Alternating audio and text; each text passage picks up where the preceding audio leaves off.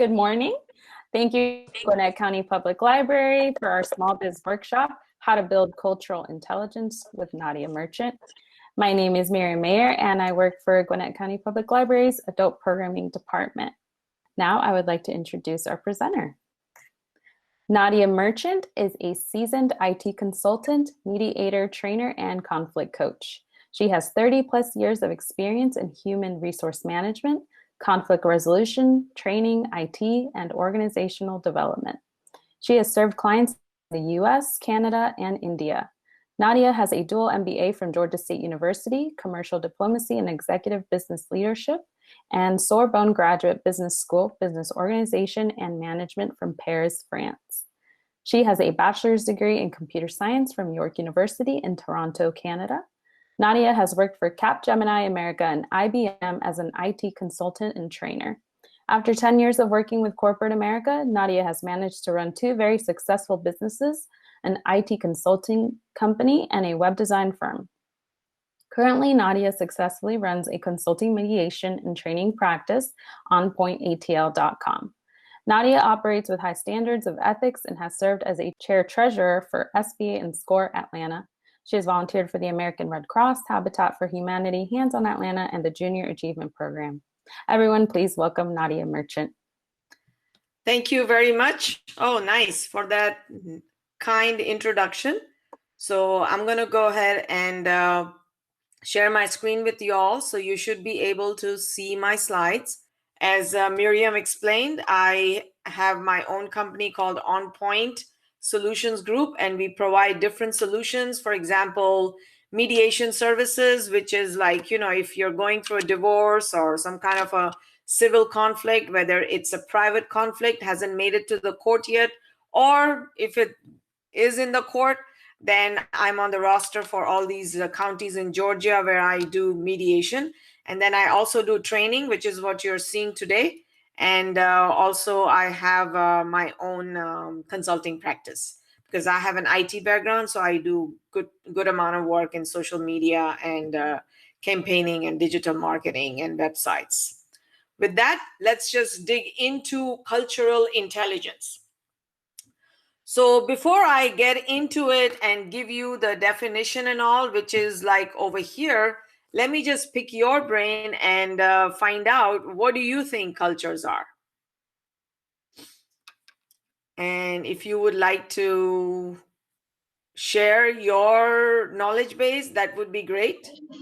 I think culture is, hi everyone, this is Edith.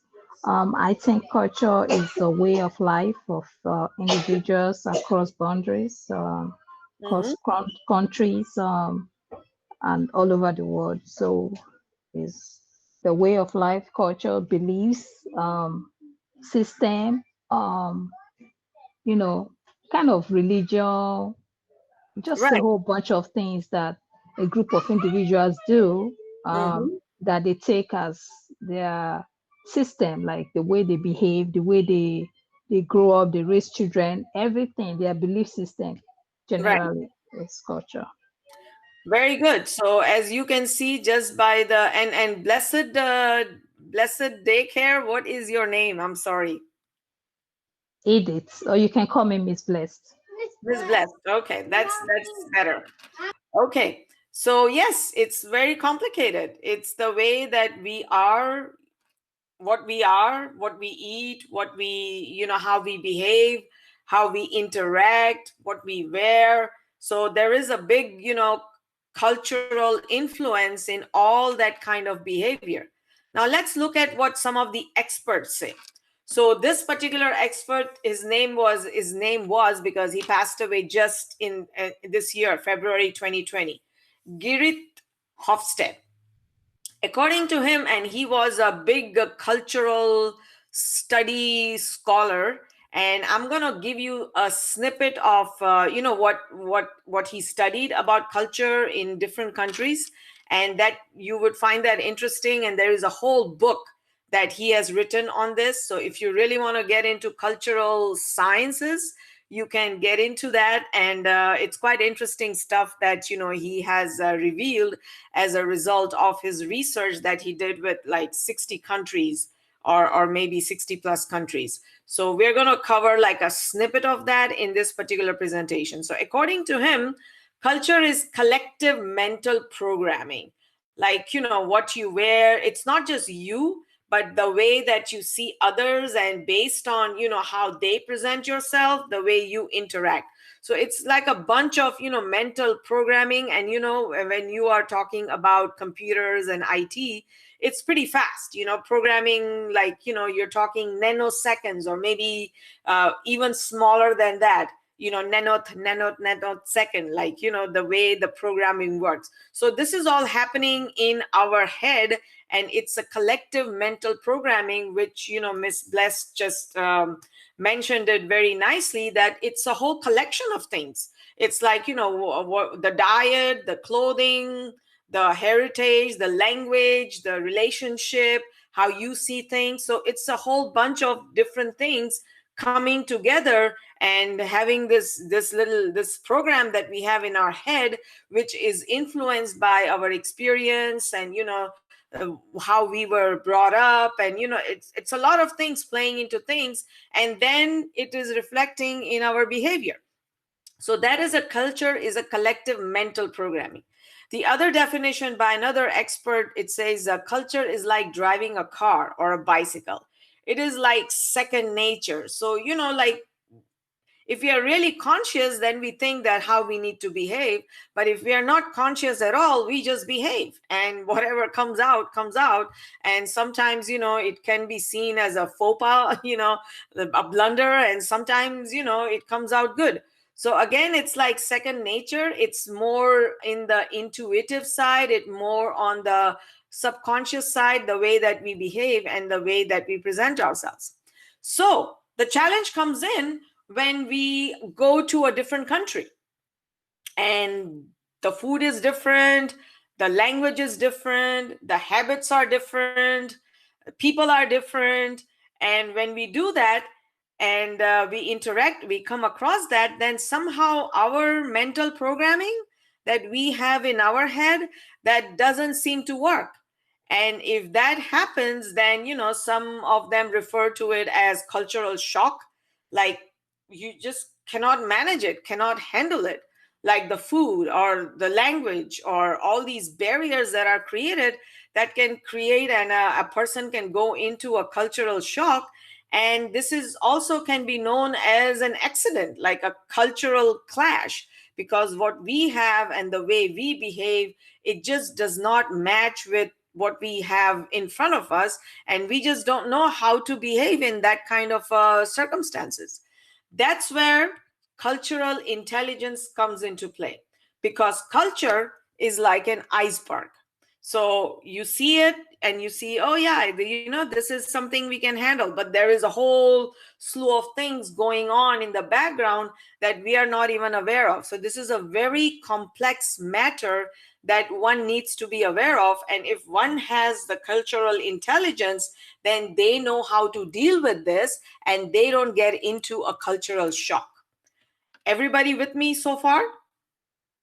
And we are clear on the cultural side, what it is, and the different components that play in together and form our cultural persona. And based on that persona, we reflect ourselves, and, you know, we have our behavior. So this is how we see culture.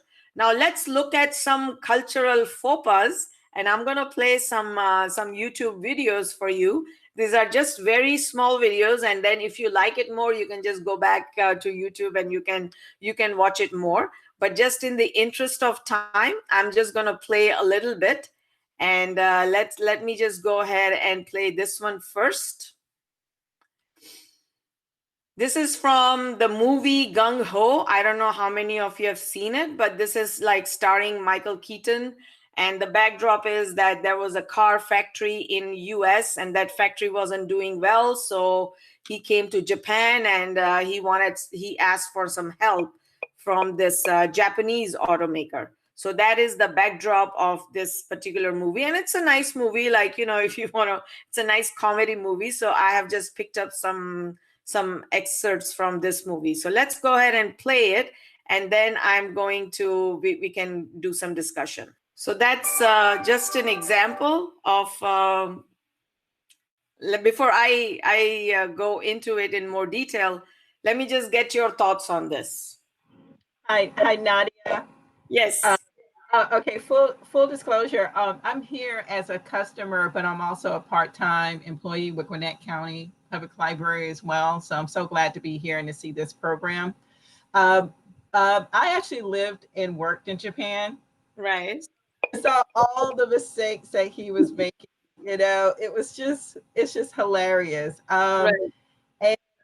And mostly the biggest mistake is not really respecting the senior, because that pretty much looked like a senior leadership kind of meeting, and Right.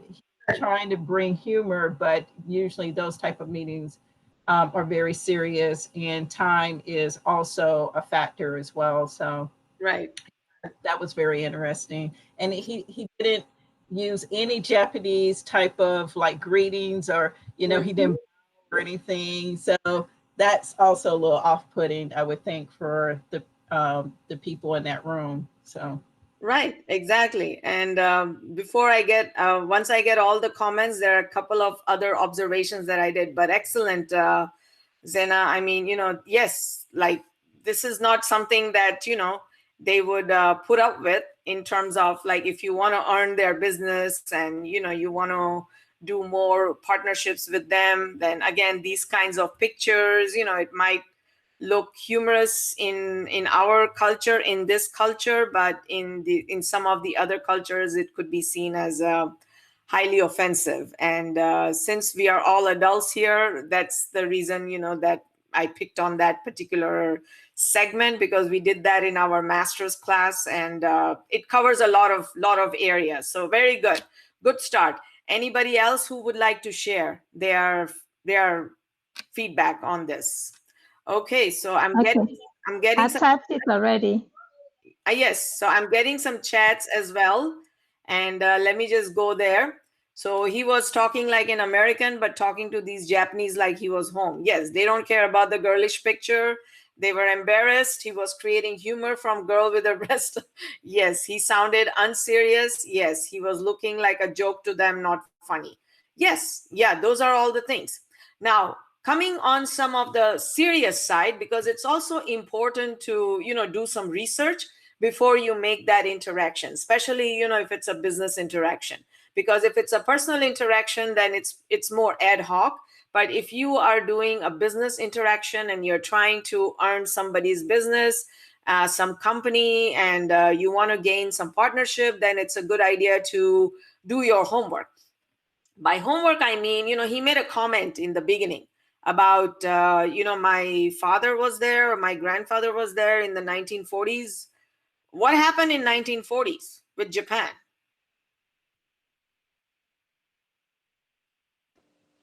We were at war with them, weren't we? Exactly. Pearl Harbor happened. So again, comments like this, like, if you don't know the history, and we say, yeah, my father was here, and it was, you have a nice country, nice place, whatever, I mean, those comments could be taken quite in an offense. So again, having those things and doing the homework is very important. And once you leave this workshop, your CTA, that they call it, was a call to action, is going to be that, one has to be both very mindful. And that is the lesson that we all are going to learn. Yes, atomic bomb. Yes, I mean, it's quite, in history. So one needs to really walk very carefully on these slippery slopes, because that is history and this is present. So you want to make a bridge, or you want to burn the bridge, or maybe there is a burned bridge already. What do you want to do? You want to, rebuild that? So again, all those things are very important. I'm getting some great comments from Ms. Blessed over here. Exactly. He commented about the arrangement, and it was insulting, but he didn't know. Yes, exactly. So again, you see how much work goes into creating a good, culturally intelligent interaction. So let me just stop here with that particular video, and let me play this other video for you. And this is also on YouTube. So it's just amazing how YouTube and Google, they have changed our lives. But this was an interesting one that I found. So this has about 10 different cultural mishaps. And this is again, the Italian Prime Minister complimenting President Obama that, he's tan. So let's just look at this whole interaction. So this one just goes on with different types of scenarios with world leaders, and it's an interesting one as well. But again, dealing with different races, dealing with people of different faiths, dealing with people of different countries, like, all those things, they all come together and they become part and parcel of our cultural intelligence in terms of how we project ourselves. So anybody would like to comment on this particular one? Yes. I think that the Prime Minister really genuinely meant to compliment. Exactly. And we all need to kind of allow each other a little bit of a leeway, because we all kind of are guilty of not thinking through 100% of the effect that our speech will have. So we have to also learn to be kinder, gentler, and more accepting of others. And if we feel insulted, we should have the ability to mention it to the person and to say how that affected us, I think. Okay, so very, very good feedback. Like, just, yes, he said it, and it seemed like he said it in a complimentary way. There was nothing like he was trying to insult or, anything like that. But then again, things can be perceived in ways that we never imagined that it would be perceived. So again, this is one more example, just giving you some more insight into how important it is to mark our words before we share that with others, and see how it will be taken. But sometimes, it's ad hoc, it's spontaneous, and it's very hard to gauge everything. So if other side and everybody is willing to chill on that, that's great. But sometimes, that does not happen. So the onus falls on the person who started it. Like, kids say, he started it. So again, if that's the way it works, then one just needs to be careful. And that's why we are here in this particular session, to learn some tools and techniques that are out there that can help us in terms of work with our unconscious programming that we have, cultural programming that we have going on in our head, and at the same time employ some of these tools so that we come across in a better way and we have a better cultural and social interaction. So very good. Okay, so those were like some of the examples that I gave in terms of what can happen. So again, coming to my point that culture is like an iceberg, and I shared some resources in terms of what was some of the bad interactions or interactions that grew into some level of controversies. Now, this is a more like a scholastic definition of what is culture. So again, it is systematic, because yes, when we say systematic, it's programmed. Like, this is the way we behave. It's organized because we behave in that way. There is a pattern to it. And it could be visible, invisible, cognitive, and behavioral attributes of a group or a person. Like, it could be anything. But when you talk about culture, it's more collective rather than individual, because from a collective standpoint, you come up with these systematic, organized way of behaving. The other definition that you can put in place is shared mental model in a society, community of deeply embedded in its various contexts. So, we have this term that we use, ghetto.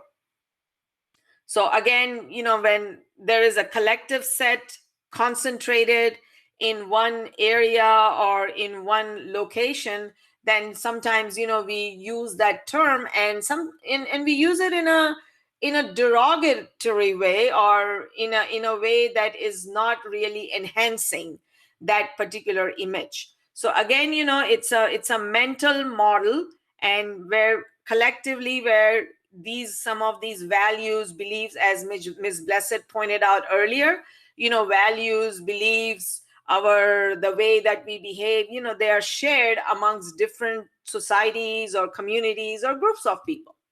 And then societies can have many bases of differences, but also may share some similarity.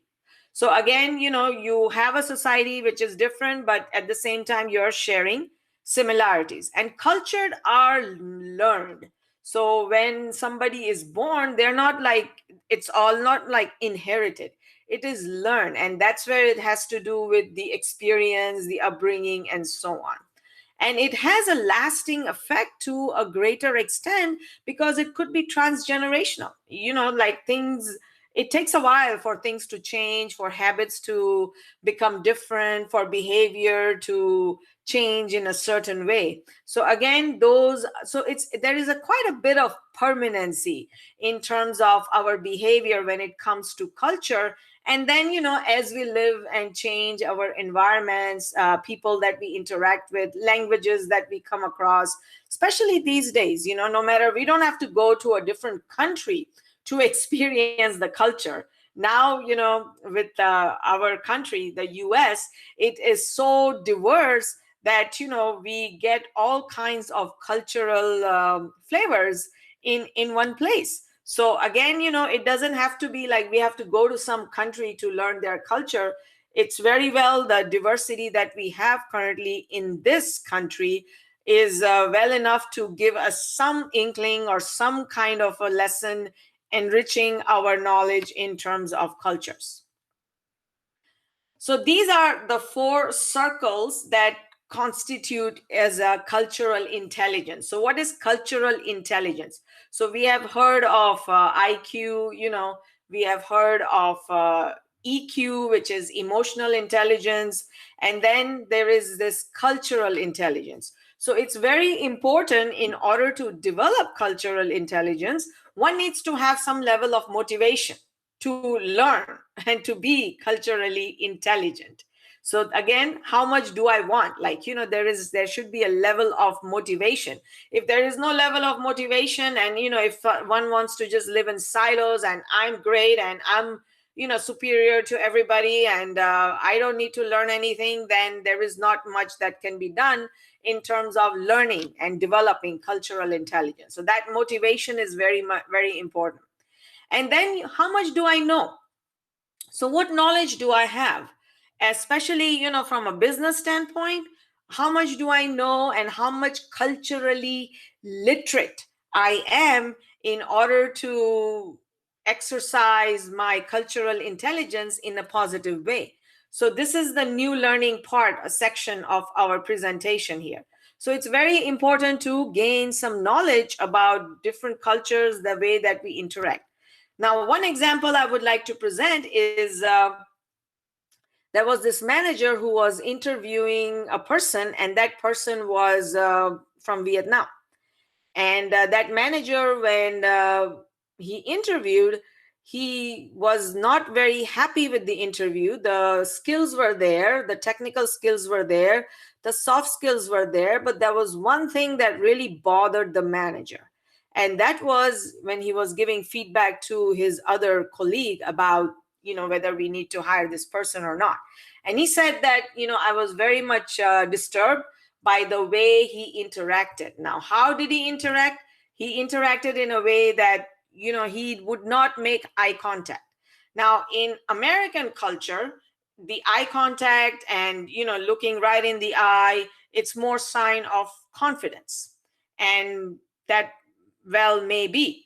But in other cultures, and I will come to this cultural dimension matrix that Garrett Hofstede developed as a result of his research. But in some cultures, just looking in the eye of somebody who's senior to you, like a manager, is considered to be disrespectful. So again, that piece of information was not available or was not in the vocabulary or in the knowledge base of the manager.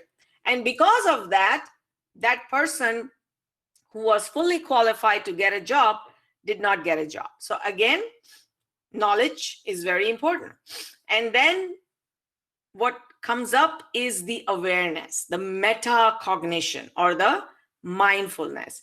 Because if we have those things, then we will start being more aware of our behavior, our surroundings, and what comes out and the way that we interact with others.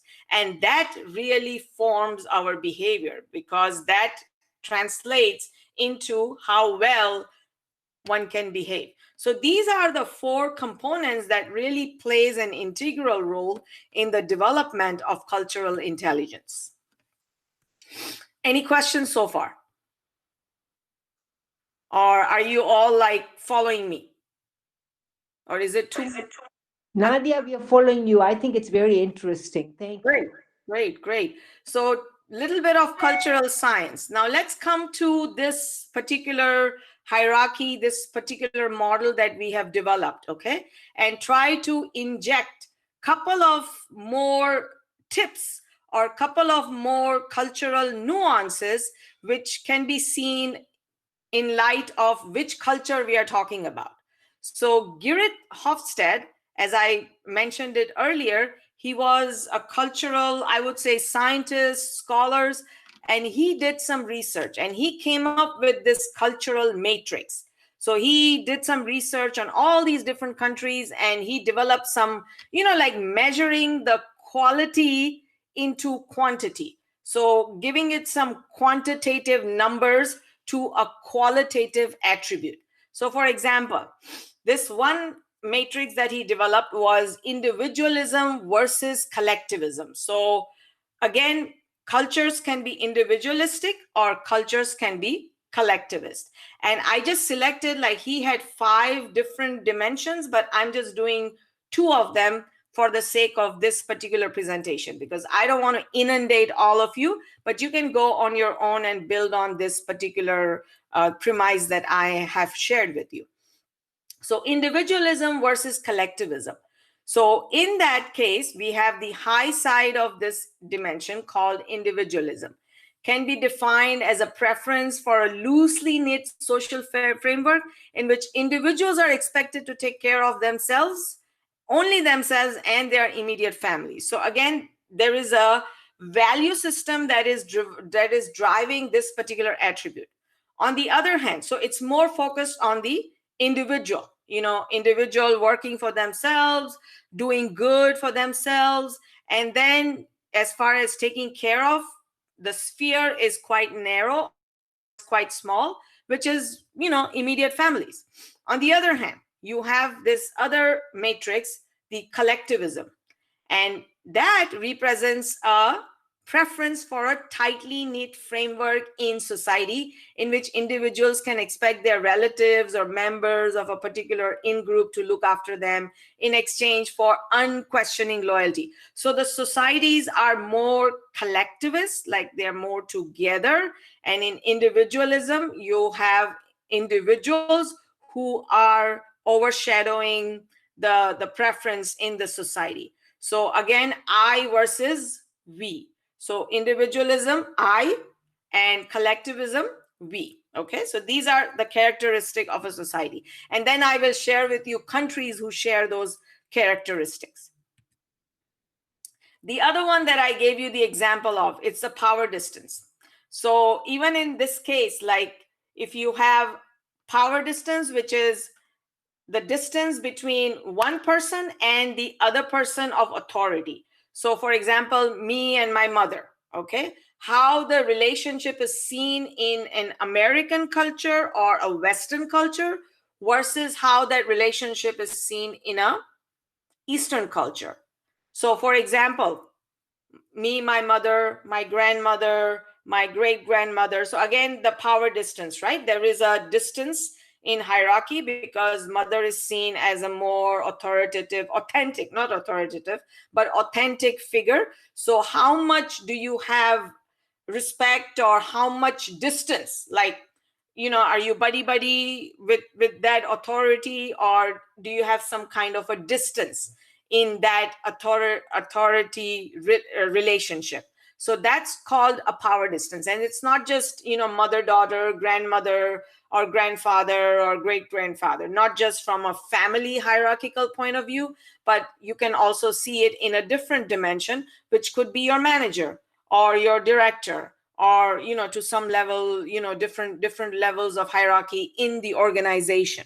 So how things work, and this example that I gave you, that was an example of a power distance, because in one culture the power distance was more, but in another culture the power distance was less. So again, this person was perceiving it to be less, that why is he not looking at me? And the other person, the power distance was more, so he was afraid to look at him, because in his culture, looking at a manager or having a direct contact with the manager, eye contact, is considered to be disrespectful. So with that, let me just go ahead and read this for you. This dimension expresses the degree to which the less powerful member of a society accept and expect that power is distributed unequally. The fundamental issue here is how a society handles inequalities amongst people. Now, the other one is people in societies exhibiting a large degree of power distance accept a hierarchical order. So, you know, that less power distance, you know, you consider everybody to be equal, or there is less this perception of inequality. But when you have a larger power distance in a society, then they are more accepting of the hierarchical order in which everybody has a place and which needs no further justification. In societies with low power distance, people try to equalize the distribution of power and demand justification for inequalities of power. So again, this is more like a in-depth definition, but you just need to understand for the sake of this particular presentation, and I don't want to oversimplify it, but I just want to share these two things, that power distance, like if you have a person or with a higher level of authority, how that person is perceived. So in America, in our culture, you know, you can sit with the manager and, you know, you can talk to the manager in a very casual way. But in some other countries, if you go to, like even in India, you know, when I watch some of these serials, some of this serial is more like equal to soap opera, you know, in our channels that we have in the US. So, you know, you get a call from your commissioner, like if you're a policeman, and the assistant commissioner is calling you, or the commissioner is calling you. I mean, even if it's calling you, the policeman would get up and talk to them, you know, on the phone. So again, that tells us, you know, the level of power distance, like how power distance is seen in a particular society. So with that, let me just share with you one of the findings that we have. So this is a matrix that was developed by Hofstede, you know, based on his research, and he mapped all these different countries in terms of their individualism. So you can see that the individualism is down here, and the collectivism, so that's a vertical matrix, and this is the horizontal matrix. So you can see over here, US, right? We live here.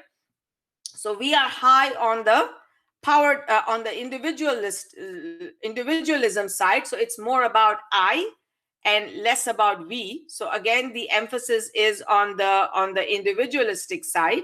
And then you see some of the other country, like I was telling you about India, right? So again, it's more towards the power distance over here. You see that? And also it's more towards the collectivism. So if you have seen Indian weddings, or I think there's a show that's coming up, right? That's coming on Netflix, Indian matchmaking. I mean, that gives you like a good idea about the cultural nuances and how, you know, all these different dynamics, you know, they would play out. So this is a nice matrix that, you know, a graph that gives you a good idea. So in US, as we can see, the power distance is less, whereas in France, see, that's a little surprising, but yes, that's the way that, you know, it was mapped out here. And then you have a whole slew of countries over here that are high. So this is the quadrant that is highest on collectivism and also the power distance. So again, that gives you like a good idea about a person's behavior. Like when you see a child interacting with their mother and or a grandmother, you know, somebody senior, how they interact versus, you know, the child who has been grown, who has been raised in a country which is high individualism, how that behaves. But then you have some, I wouldn't say inherited, but you have some imported cultural values that comes into play. So it's a nice complicated medley of different value systems and beliefs and, you know, everything bunched up together that results in our behavior with that other person. But this just gives you a nice, you know, idea in terms of a person's behavior when you're interacting with somebody and the way they behave. So it's kind of nice to know that maybe this particular behavior, because of the background that they have, this might be the case. And you are much more intelligent about it and much more willing to give each other benefit of the doubt, as Ms. Megji just pointed out, and not feel so, you know, so like a strong about it and not have a chip on the shoulder all the time. So this was just an example of introducing those two matrix of measurement in terms of cultural matrix. Now, any questions or comments up till now for the material that we have covered? So we all are good so far, and I have your undivided attention. Yes, you do, and it's excellent. Thank you. Okay, fantastic. So we are so this was just new knowledge that I wanted to share with all of you. And now, you know, there's always this question that I ask. Okay, I am here. I spent 45 minutes so far. So what? What do I do next? And that is always a very important question for me, because I believe that there should be a return on investment. And considering the life that we live these days, if the return on investment is greater and instantaneous, and you're already starting to get returns, then that's a great investment. So that's a great investment of 45 minutes to an hour. So let's see how we can convert that into a return on investment. You've invested 45 minutes to an hour. So let's see how we can convert it into some kind of a return over here. So let's look at this particular slide, and this will give you an idea of how to develop cultural intelligence. And sometimes, you know, we are quite rigid in our beliefs, and we are not willing to change our beliefs, no matter we might have some good empirical evidence, you know, that this is a better way, but we are still so stuck to our belief system that we are not willing to be flexible. So again, it's important for us to be flexible and trying to take a peek at other cultures, trying out other food, learning a different language. Like there is a book called Kiss, Bow, or Shake Hands. So, you know, in some culture, when you greet, you bow, right? And in some cultures, surprisingly, you will see, like especially in the Middle Eastern culture, people kiss one another when they greet. And in some cultures, like we have seen in our culture, they shake hands. So what do you need to do, you know, when you meet people from different cultures? So that also gives a good kind of peek into different types of cultures and countries. So that's a good book. But again, being flexible is very important, and being open to, you know, different cultures, different knowledge, different information, and using our intellect, using our mind to filter that information and turning it to our advantage and making us into a better person. And then do not drive with autopilot or cruise control, like, you know, having this mentality that, yeah, you know, whatever it is, you know, I don't need to learn. You know, there is always room to grow. And one thing about knowledge is that it makes you realize, you know, the more you learn, the more you know how much you don't know. So again, those types of value system can really help us drive towards learning and enriching ourselves. And do not perceive selectively or use cultural filters. So again, being selective, again, that is something which will stop us. So being open can help us learn more. And then, we have a tendency of categorizing or, stereotyping people. And nobody likes to be put in a box. We might do that mental exercise because our mind gets millions and millions of pieces of information, and there's only so much that we can process. So, it automatically programs in our head, and then, we come up with our own judgment. But if we try to step away from that and be a little open about it, then I think there is more room for learning. And then do not attribute cause reason mindlessly. So these are like, working on presumptions, or maybe because, she's wearing this because, she has a lot of money. Or, we go somewhere and we see people and, people are dressed up nicely, and we say, they're just showing off, or, so thought process like that can really act as a hinder or an obstacle in our quest for learning and developing cultural intelligence. And do recognize the possibility of similarities. So again, in order to have a more inclusive conversation and develop different cultures, but again, there is always a common point that one can get to. And that common point, I always start with, we both are humans. So, that is a great starting point. And you have family, we have the same family value. It's like, Rumi, he is one of the mystical poets and author, and he has many works around.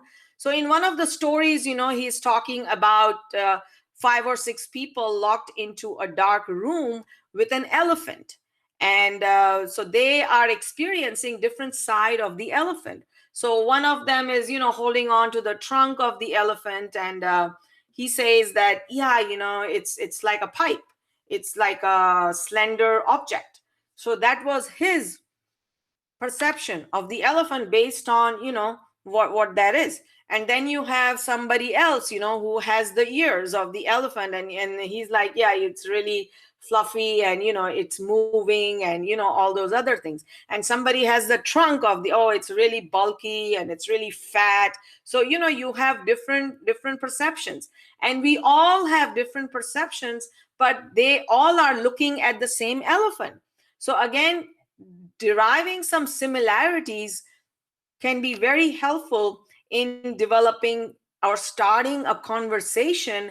And then you start from a similar point and then work your way to differences. And in that way, you are learning all the differences. So then at the end of the day, they're not really that different because you know about it. And it's not a shock to you. So you have developed a certain level of cultural intelligence. And this diagram just summarizes beautifully that once you have the knowledge, then you will gain the mindfulness, and that mindfulness will be reflected in your behavior, and that is equal to cultural intelligence. And again, these are some, talking points that we all need to be aware of. It's like, the bottom line is that we all need to learn to coexist peacefully and also intelligently. That is the bottom line. So respect, acceptance, and I love different kinds of food, different kinds of clothing. So having an open mind really gives a person the opportunity to enjoy other things that could have been limited or restricted. And sometimes, especially in this country, we have such a great opportunity to experience different cultures and, learn from each other, make friends with, people of different cultures, because no matter what, I mean, I go to different countries, like, I went to India, and again, all the people that I interacted with were from that country. But when I came here, Like, I interact with Caucasians, I interact with Hispanics, I interact with African Americans. So those are like from a race standpoint. But then I also interact with different cultures. Like you have the Hispanic culture, you have the Chinese culture, you have the French culture. So it's a mix of many different things that allows us to develop our cultural intelligence, because once we become culturally intelligent, then this is what happens. The more universal we become, the more tribal we act. So we know about all these different cultures, and then when we are placed in one particular situation which is specific to one particular culture, hey, we know about it because we have this we have made an effort to gain this knowledge in different areas, in different things. So when we are put in a local setting, we act like a local. So again, which is more like culturally intelligent. So with that, I would like to end my presentation and see if you have any questions or any comments. Nadia, thank you, because I am always looking for ways of trying to figure out how to tie my Zen studies and my Zen practice and put it into a practical use. Right. And to hear make that tie in how cultural intelligence, one of the foundations is mindfulness and awareness, and that is such a part of Zen philosophy or Zen practice. Right. This is very helpful for me. So you've given me the language and the tools in order to make it practical. Great. Well, I appreciate that. Thank you so much for sharing that. Hi, Nadia. Hey, Ms. Dasset. So I just wanted to add that, in childcare, we can't afford to be ignorant of culture because we have to be culturally competent to be able to have, especially in family childcare, to be able to have different families come to our program, to be able to, accept them to our program and know that I had a child that had a grandmother that was Hispanic. And so we introduced sign language, and the child was a toddler. Oh, okay. We introduced sign language and Spanish. So we had this book. We usually go to the library, not this pandemic anymore. We had this book called Brown Bear, What Do You See? And then we had to get the Spanish version. And then we started, using it for the child. And then we had the day that the child came to childcare with this bead. He said that his uncle gifted it to him.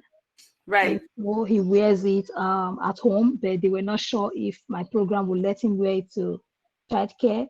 And we said, of course. So he wore it. It was really beautiful. He wore it around his neck. And then another time he wore another one around his wrists, which was his grandmother's gift to him. And so if we did not know about all of those gifts, and they might be resentful, like, okay, they don't know, they can't wear the child anything, they have to dress him up to meet the standard. It's really frustrating because we even had the grandmother come to care. She was so excited, like, oh my goodness, like she didn't dare to come and thank us before he eventually left because the mother was moving and she was working in a childcare center. So she wanted to save some money. So that was how the grandmother brought him to our childcare. So it's really important that, we're able to put all these things together. If you have another child that's from another different culture as well, you want to learn about their culture. You want to know, do they speak Spanish at home? What do they speak at home? What are their belief system? Do they like to send pictures of their family and to childcare so that the child can see it and relate with that and feel that comfort that the parents are still with them? How do they greet? Do they genuflect? Genuflect like they just lay on the floor.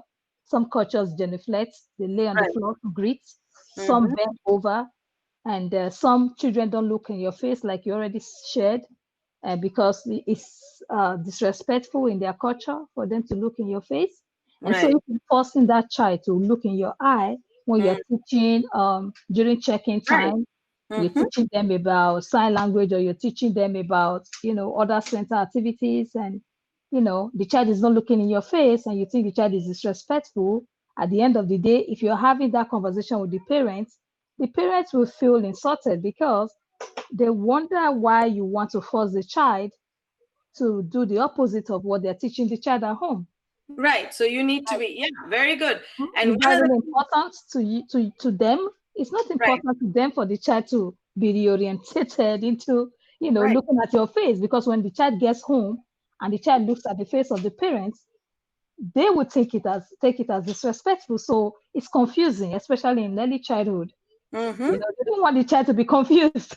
No, you don't. And that's something that you don't want to. And from a business perspective, let me just tell you this also, that, if we are more culturally astute, I like to call it, then we have more opportunities, more different types of customers will like our services, will get more opportunities with more customers, and we will have a good opportunity to expand our customer base. So this is like, these days, it's not just like reading and writing and having technical abilities, but cultural competency can be also very important in terms of, just like Ms. Blessed pointed out, that, you don't want people to get confused. So it's always good to have that cultural literacy so that, we all are comfortable with each other. And if we are not comfortable, then we have enough intelligence or, EQ within us to develop that kind of a cordial relationship so we can learn from each other.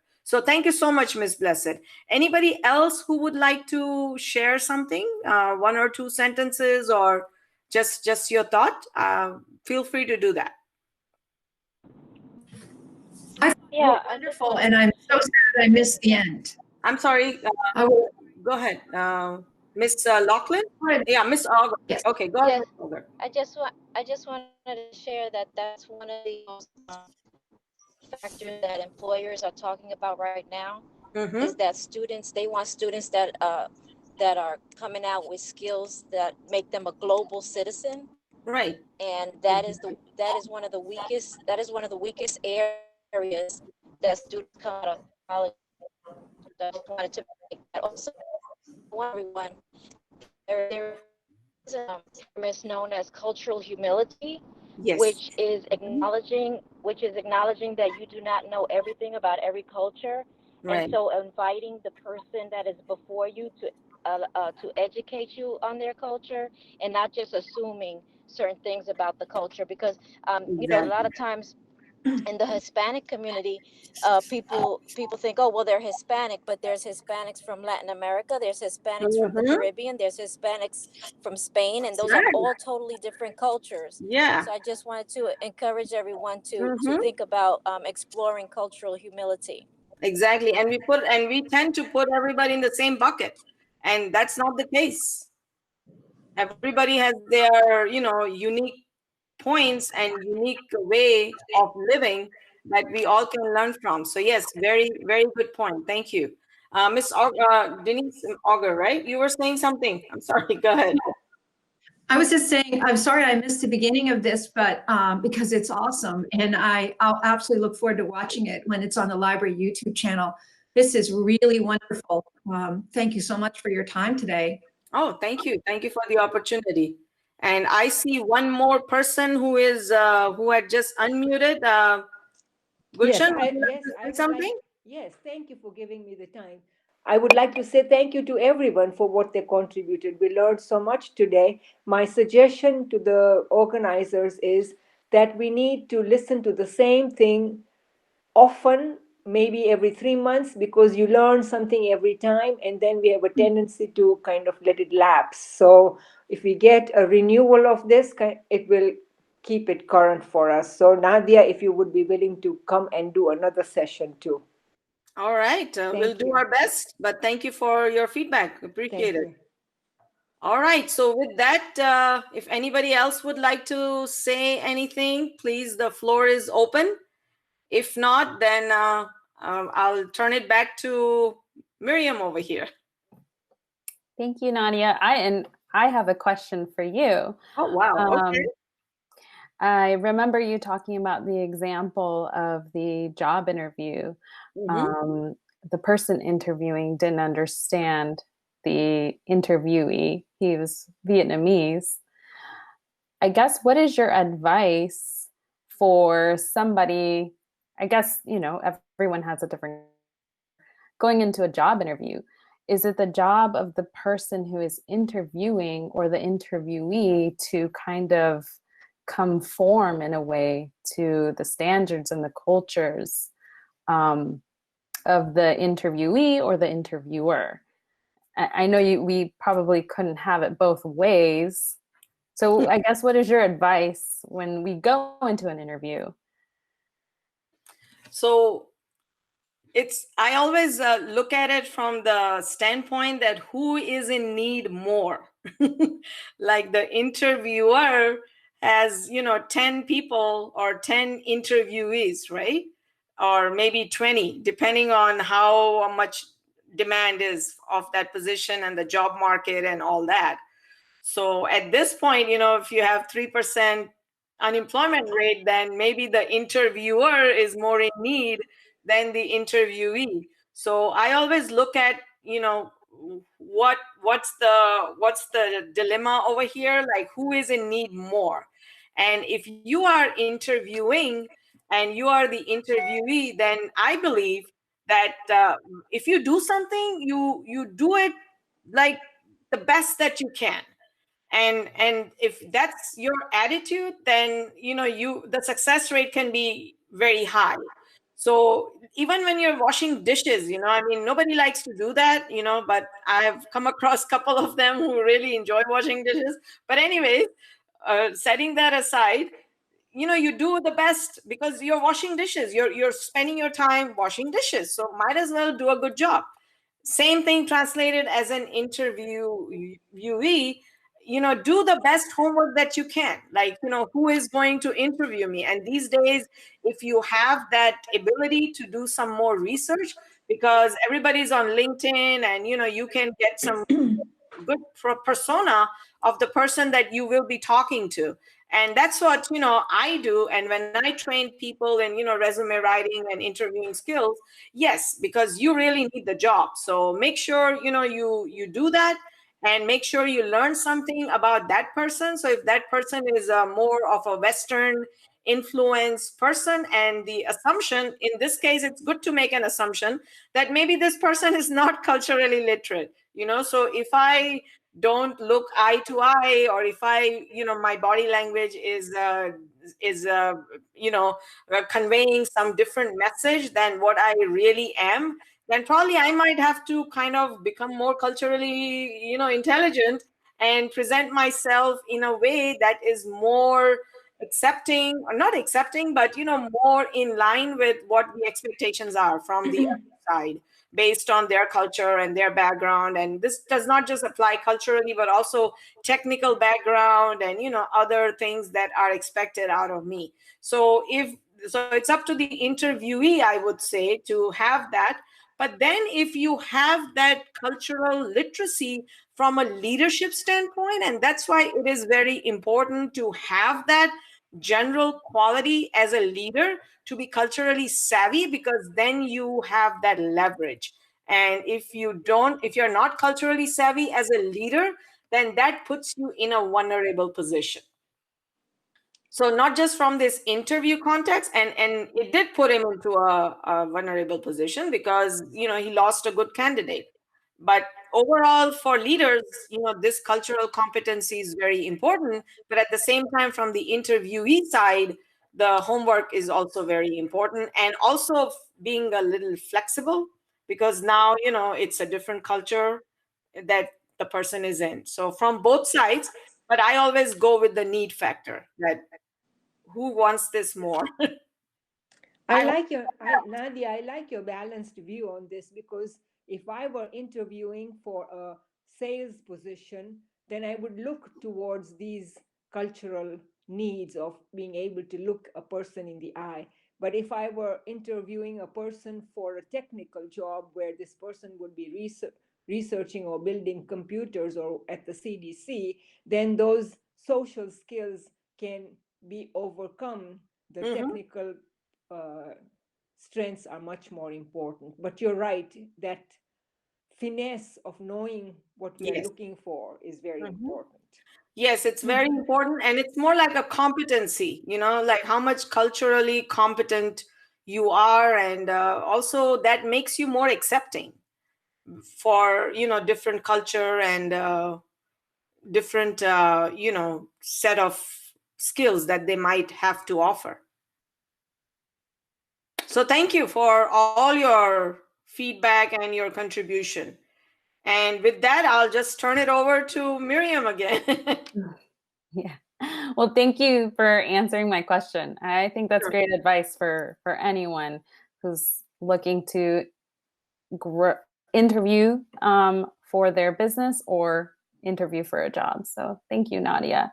And I just want to thank everyone for joining. I know it was a small group, but I think that was nice. So thank you so much for joining our small biz workshop, how to build cultural intelligence. And thank you to you, Nadia, for this wonderful presentation. It was very informative. So we really appreciate that. And for everyone, this workshop will be on our YouTube channel. We're hoping by next week. Our previous small biz workshop, Understanding Unconscious Bias, is on our YouTube channel. So you can go ahead and check that out. And again, thank you everyone for joining, and we hope to see you again. Miriam, I have never used your YouTube. How do I go into that? You can go on to our website, that is gwinnettpl.org. Yes. And you will find our YouTube channel. It'll be a little YouTube icon on the homepage. You can scroll to the bottom, I believe it's there. And you could just click on that and it'll take you directly to our YouTube channel. Thank you. So Miriam, do they get a follow-up email or something? The attendees, do they get an email like thank you for attending or something like that? We don't usually do a follow-up email, but we just type it in. Yeah, that's good. Okay. So we do answer through also through our email events@gwinnettpl.org. You can send questions there and we can answer. So I appreciate the opportunity, and I hope to see you all in our future workshops, hopefully, and together. It's not a one-way street. It's not a monologue. It's a dialogue. So I also learned a lot, and I appreciate your time, and I hope to see you all again. And thank you to the library system for giving me this opportunity. You and Denise. Thank you. Thank you, Nadia. Thank you, everyone. Have a great day. Everyone.